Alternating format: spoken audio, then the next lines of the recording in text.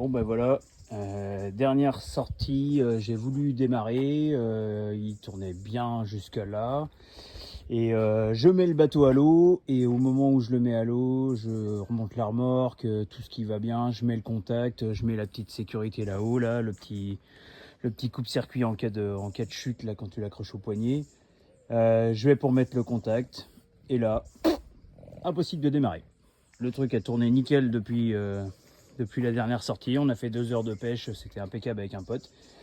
Et là, il a jamais voulu démarrer. Donc, petite recherche de panne, vite fait sur le bord de l'eau. J'essaie de trouver, je vois pas ce qu'il y a. Je touche un peu des faux contacts ou des trucs. Et je me rends compte que la pompe à injection ne se met pas en route sur ce Yamaha F150. Et donc, je me remets le contact, je le coupe, je le remets 2-3 fois. Et pas de pompe à injection qui se met en route, donc la pompe de pression. Donc évidemment, sans pompe de pression, il démarre pas. Et donc voilà, on a remis le bateau sur la remorque et puis on est reparti à la maison. Et puis j'ai commencé à démonter, à regarder tout ça. J'ai fait dans un premier temps un premier diagnostic rapide pour voir un peu si c'était pas genre juste une cosse, une connexion, un faux contact. Donc j'ai essayé de remonter un peu en partant du contacteur, enfin le démarreur, du moins de la clé de contact, jusqu'au moteur, et en remontant au fur et à mesure le faisceau, en testant les fusibles, les relais, tout ce qui va bien, et j'en arrive à la pompe de pression. Et arrivé sur la pompe de pression, je demande à ma fille de mettre le contact, et là je tape un coup sur la pompe de pression et hop, elle se met en route. Donc voilà, la pompe de pression, elle collait comme un démarreur, et donc elle est à changer quoi, en gros quoi. Donc voilà, j'ai commencé à regarder un petit peu là sur le net et tout ça, ça coûte une fortune. Donc je vais voir ce que je peux trouver, si j'arrive à en trouver des moins chers ou autres. Et puis voilà, il va falloir démonter tout ça quoi. Donc j'ai commencé un peu à regarder. Alors ça va être un peu galère, hein. Ça se démonte pardon, derrière le collecteur d'admission. Donc j'ai regardé un peu vite fait. Vous voyez là, on va enlever le capot là et alors, attendez, hop, je pose le téléphone. Paf.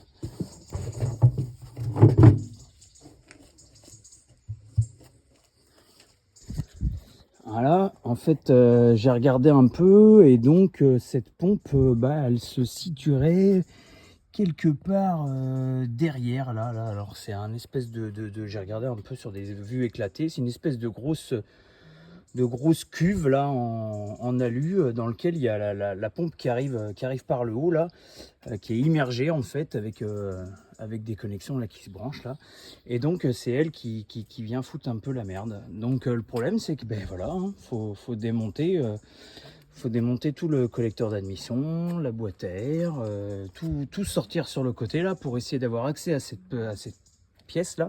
Alors j'ai regardé là, c'est les trois petites vis là qui sont là qui visiblement la tiennent là. Donc on va s'attaquer à tout ça et puis c'est parti quoi.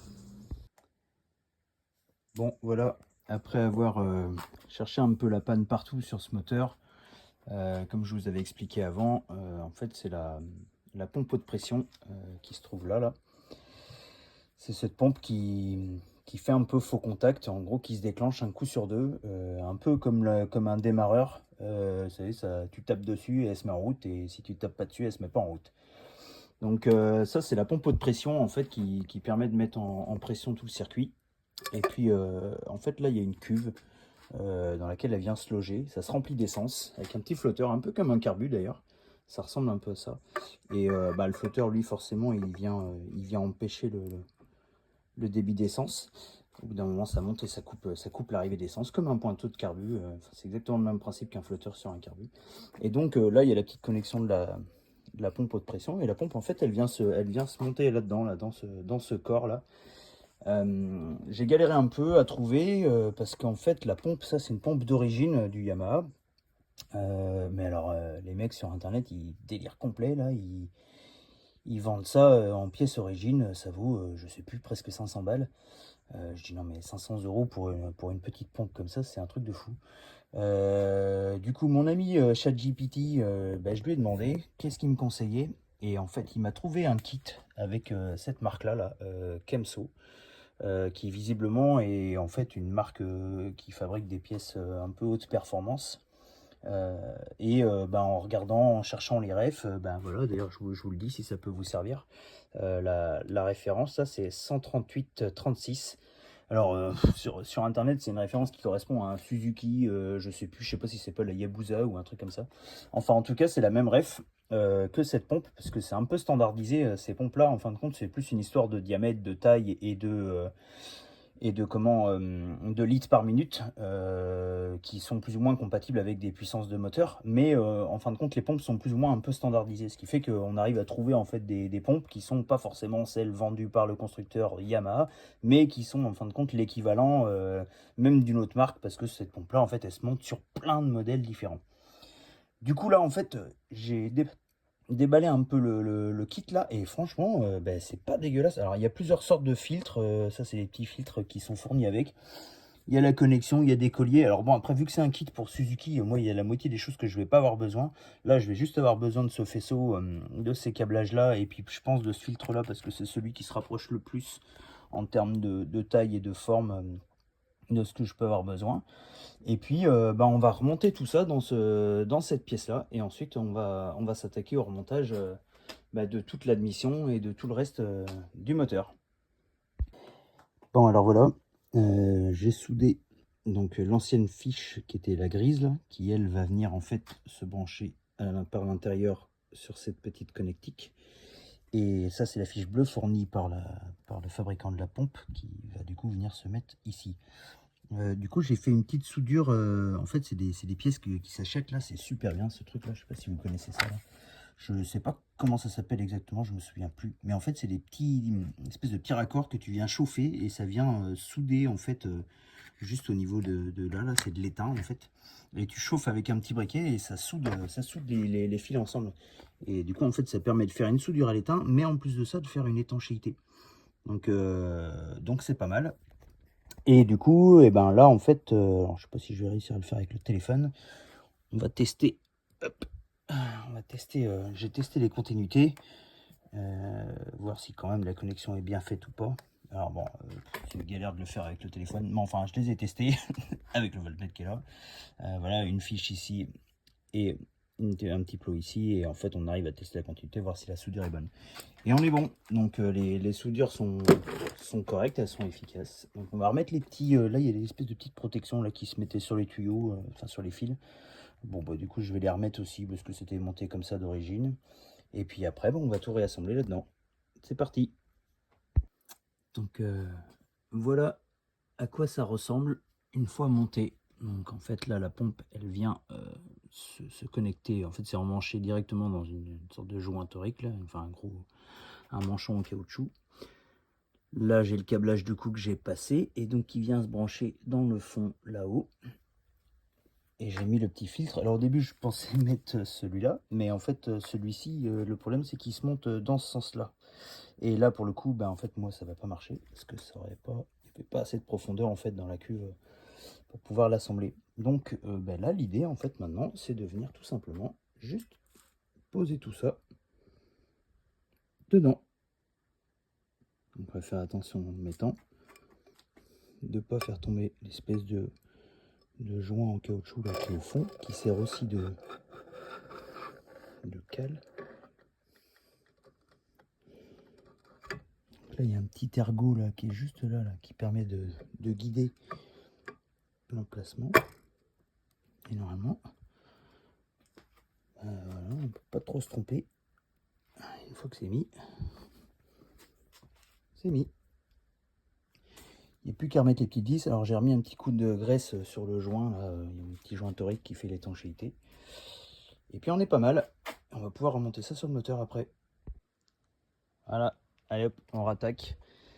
Donc voilà, ça c'est les entrailles de la bête. Donc en fait là, pour attaquer cette pièce, il a fallu que je démonte tout le corps d'admission là qui se trouve ici. Ça c'est la rampe avec les papillons. Et en fait cette pièce là dans laquelle il y a la pompe haute pression là, cette pièce là, en fait elle vient se loger à un endroit. Ah oui, j'avais mis un collier pour tenir un peu tout ça. Enfin pas un collier mais un tendeur. Tac. Et donc en fait cette pièce là, elle vient se foutre. C'est un peu le merdier. Elle vient se mettre derrière là, juste là derrière. Alors c'est pas hyper accessible, il y a plein de petits tuyaux à rebrancher. J'avais fait des photos parce que c'était un merdier, il fallait pas trop que je me plante.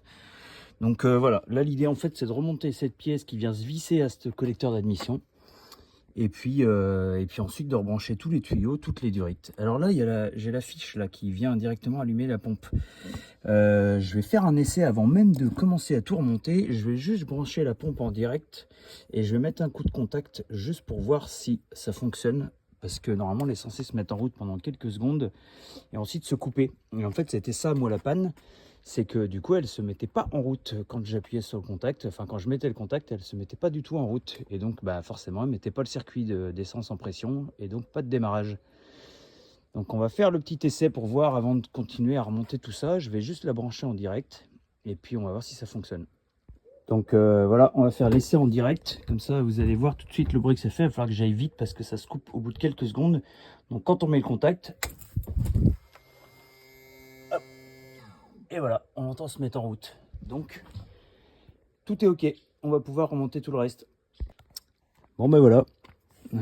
Donc là, tout est remonté. Alors, vous voyez, ça vient vraiment se visser en fait derrière la pompe, les collecteurs d'admission. Donc en fait là, il fallait remancher un peu toutes les durites. Là, il y a des durites un petit peu partout, des petites, des grosses. Enfin, heureusement que j'avais repéré un peu parce que sinon je me serais un peu perdu dans les branchements. Parce qu'il y en a qui repartent derrière. Il y en a qui ressortent là, qui vont aller se brancher là-dessus. Enfin, il y en a d'autres qui repartent par en dessous. Donc, il y a tout un merdier.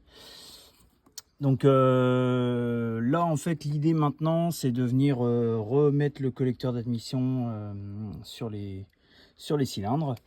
En fait, le petit système là, il vient se visser par ces trois petites vis là qui sont ici là. Là, voilà. Et c'est ça en fait qui tient l'ensemble vraiment vissé par l'arrière, enfin à l'arrière du collecteur. Donc voilà, on va tout remonter et on y est. Bon, ça y est, on y est. Donc on va faire le petit essai pour voir. Donc là, hop. Contact, on entend bien la pompe qui se met en route. Normalement ça devrait le faire. J'ai pompé sur la petite poire.